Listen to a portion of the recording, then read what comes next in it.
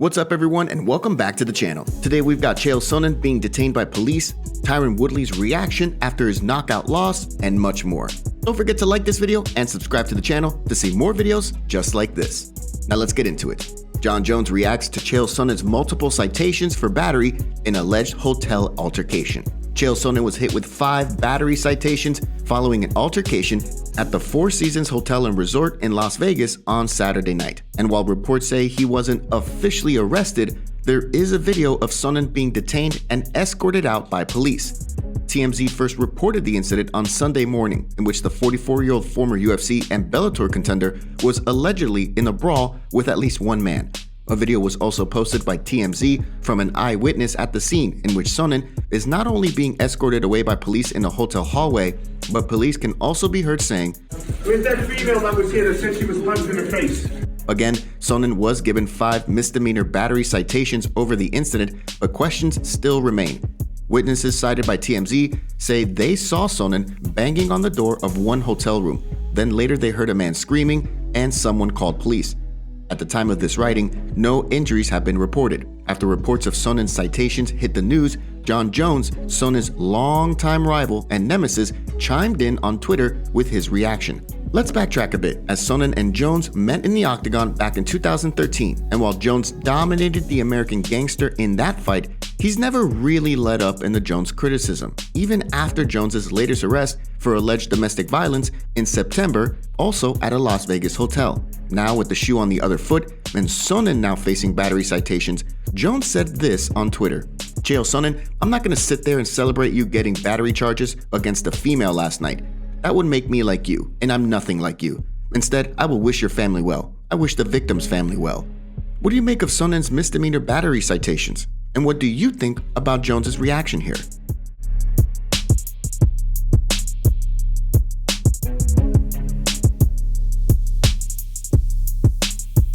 Dana White's warning to fellow promoter Khabib Nurmagomedov. It's not as fun as it seems. Khabib Nurmagomedov is making the transition from MMA champion and legend to full-time MMA promoter, with his Eagle FC promotion set for their USA debut on January 28th in Miami, Florida. The show will feature former UFC champion Rashad Evans coming out of retirement and is headlined by Tyrone Spong taking on Sergey Kharitonov in the main event. The promotion has done 43 shows in Russia, but this will be their first time on US soil.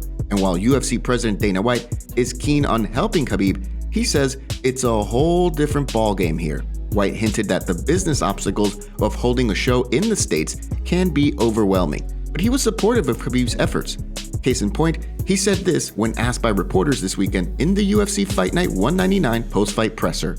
No, I haven't talked to Khabib about his promotion at all. But yeah, he's gonna find out what it's like to be on the other side, and you know, it's not as fun as it seems. He's gonna learn. If he asks for any advice, or if he doesn't know, he's gonna know. White did say after this that if Khabib ever needs some assistance or advice, he's only a phone call away. But what do you think? Are you excited for Eagle FC's North American debut? And what are your thoughts on Khabib becoming a full-time MMA promoter? Don't forget to take a second to hit that like button and subscribe to the channel to stay up to date on all the latest fight news. Tyron Woodley says he doesn't want pity after being slept by Jake Paul in a vicious knockout. Saturday night's shocking knockout of Tyron Woodley by Jake Paul's right hook still has the fight world talking. Memes of Woodley sprawled out on the floor have hit the internet, alongside messages of pity for the former UFC welterweight champion. But Tyron is not here for it when he's giving all respect to Jake Paul, while telling critics and the public to throw their pity somewhere else. Woodley was knocked out cold by Paul in the 6th round of their rematch of their August bout.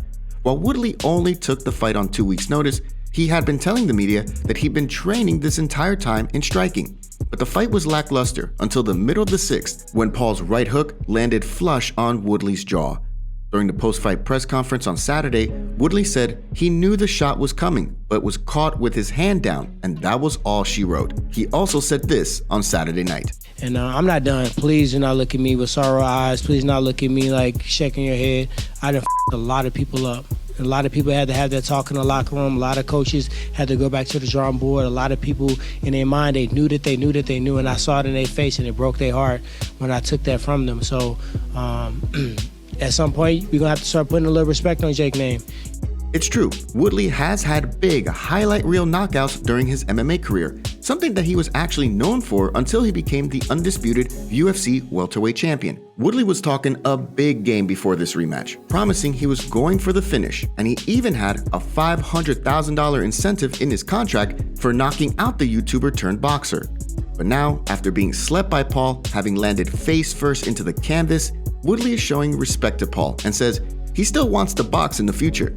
What do you make of Woodley's comments? How do you feel about Jake Paul's knockout of Woodley? What do you think Woodley could have done differently? And should we be putting more respect on Jake Paul's name?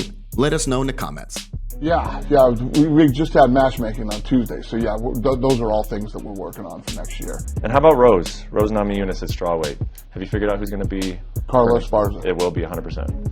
100%. Dana White is open to rebook Nate Diaz versus Dustin Poirier fight that never took place.